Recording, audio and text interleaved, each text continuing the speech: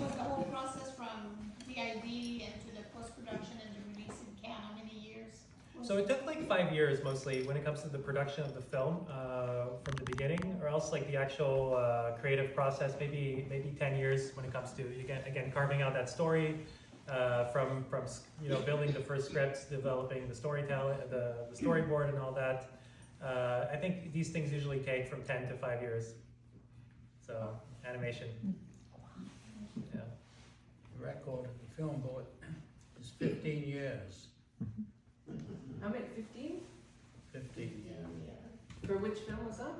It was a film about J.W. Maurice, It's not, is that one we're the talking about? painter. Thank you. And It's on, yeah, it's green, but I don't know. sorry? Anyway, I won't get into the story. It's a very funny story, but I won't get into it. It took 15 years, and the next one was 12. No, but anyway. But what happens at the film board generally, or used to happen, a film would have cost so much money that they couldn't stop it. Because it would mean they had lost, So they just kept going.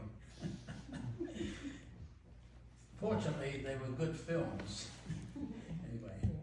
No, for sure.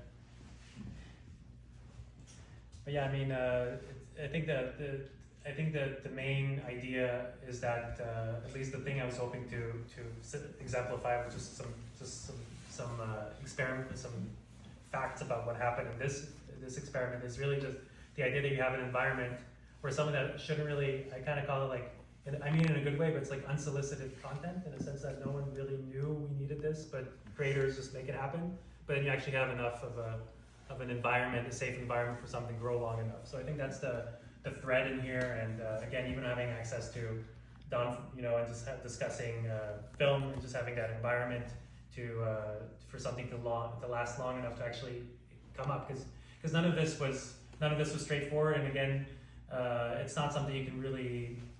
I'm not sure I would have been able to convince. I was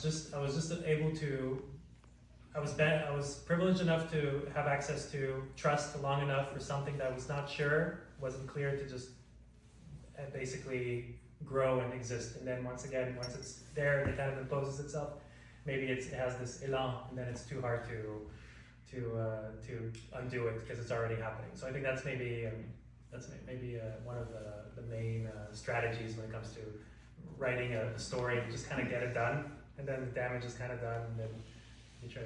Hopefully, it grows to become a complete film. But yeah, I mean, I was hoping to ask you a few questions, and maybe just to get the conversation going, because one of them was of course you worked with Norman McLaren for many years, and I was hoping to know maybe something important that you learned from watching him create that could be useful to everybody. Well, I always remember that Norman was he said, I'm not a surrealist, but I use surrealistic methods. And I never know what's going to happen beyond 5 seconds from now. And I remember he had this idea that he would love to make a film where he would just get a lot of images, a lot of sound, and just put it out like that and let the viewers sort it all out for themselves. In other words, the viewers would create the stories. So basically, what he basically was doing, he actually had no idea where he was going. He always started with an idea. I can take a very simple example. He made a film called Blinkety Blank, and he wanted to make a totally abstract, scratched film, but using his familiar motif, which was birds. And after about a minute or so, he didn't know what was going on. He was experimenting. He was doing clusters of drawings and then clusters of black and clusters of drawings.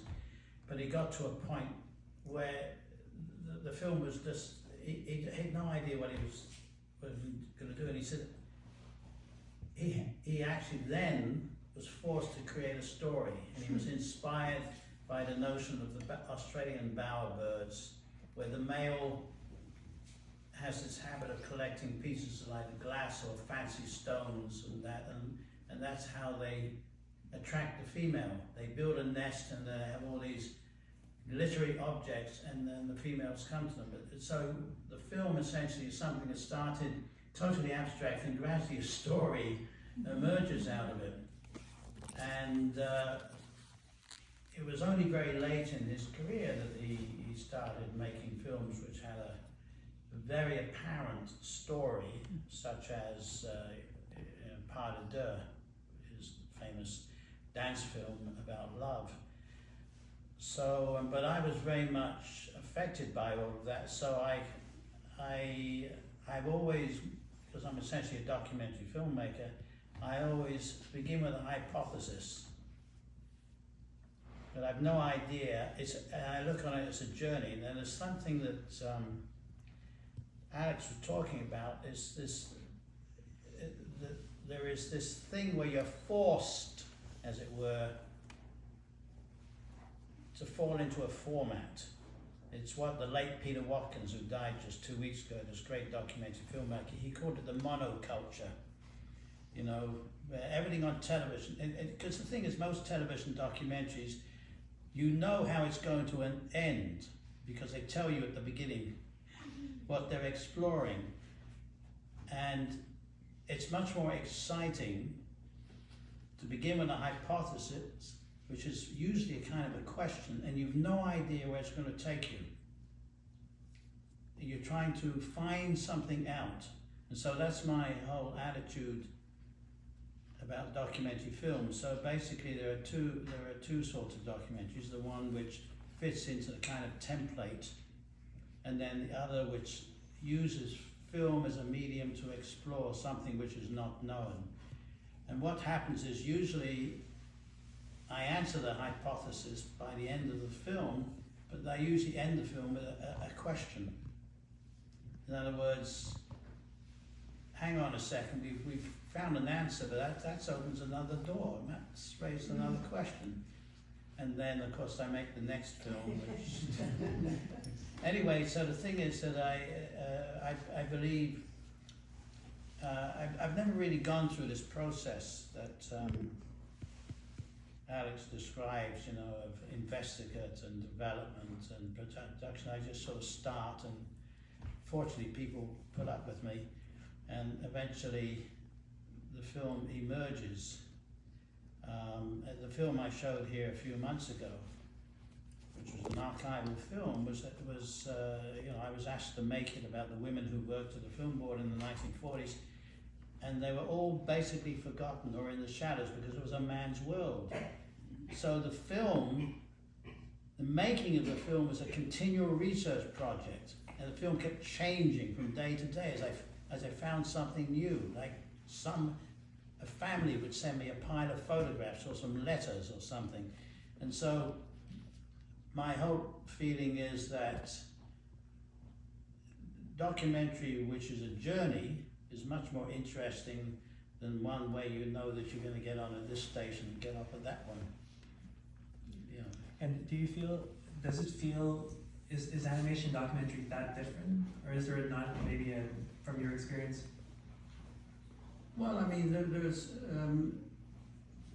there are all sorts of animation films, you know, the sort of the ones we used to get from Disney, you know, Mickey Mouse and so forth. They essentially, you knew where you were going, you know, oh, there's Mickey Mouse, and you knew what always would happen to Mickey Mouse or to Donald Duck or whatever. And so I think there is, I mean, McLaren used to complain to me about Disney. He felt Disney was the ultimate end of Disney's explorations would be live action, because Disney's films became more and more what he called naturalistic. And there was an aping of the real world, whereas you know, the turbine film is basically not an aping of the real world, and so it's a puzzle. and that makes it, that's where it gets its charm. Whereas documentary filmmaker, well, that's what John Grierson used to say, that the documentary is the creative interpretation of actuality, and he did not use the word reality. Actuality is what you see, the reality is what's inside you know. I don't know. And when it comes to the monoculture that you've also felt exists, do you feel like it's an accelerating process? Do you feel like monoculture is a more and more well-lubricated mechanism? Well, it's always been there, I think, ever since Adam and Eve, I think, sort of, you know. I think there's always pressures for people to follow into certain path. I mean, in other words, if you were a Renaissance painter and you had a patron, you had to deliver to him what he would like. So